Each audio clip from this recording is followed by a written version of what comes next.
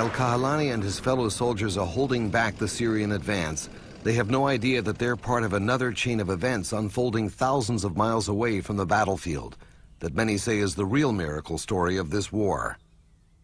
U.S. Secretary of State Henry Kissinger, in turning down Golda Meir's request for arms to defend her country, is reported to have said, "Let the Israelis bleed a little." Golda Meir is desperate. Without help, Israel will not survive many more days of the pounding assault from all sides, despite all the Kahalanis and those like him who are bravely defending their homeland and sacrificing their lives on all the front lines. And so she picks up the phone and calls the private line of U.S. President Richard Nixon. It is 3 o'clock in the morning. Television film producer and documentarian Bill McKay's investigation of the American role in the Yom Kippur War describes what happened when President Nixon took Golda Meir's call in the middle of the night. He said, "I put my robe on. I sat on the edge of the presidential bed, and I heard Golda Meir pleading with me, 'Mr. President, if you don't help us, the Jewish people will never survive.'" He said something interesting, if not strange. He said, "You know, I could almost hear my mother's voice. She would tell me stories and read to me from the Old Testament, the heroes of the Bible. And one afternoon she said, 'Richard, someday you're going to be in a position where you can help save the Jewish people.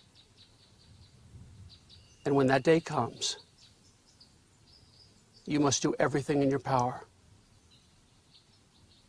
And he said, at that moment, I realized, maybe for the first time in my presidency, why I had become president of the United States.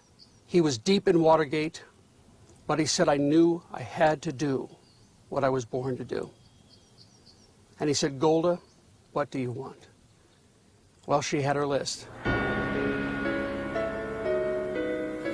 It was the largest airlift of armaments since World War II. The president kept his word. Everything Golda asked for, she got. Every weapon, every vehicle, every piece of equipment, and all the ammunition to operate them.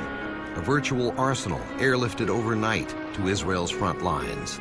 And many military experts credit that decision, that request, at that moment, as the essential element that saved Israel from destruction. In another striking parallel to David in the Bible, Richard Nixon turned aside the Goliath of indifference to Israel in his government, faced down a powerful Secretary of State who would turn against him, and accepted the threat to his own presidency to save Israel in its hour of need.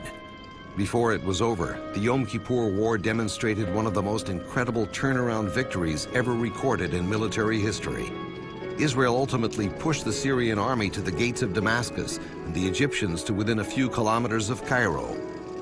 In the Golan, Syria lost more than 1,000 tanks, nearly 900 of which were left abandoned on the battlefield.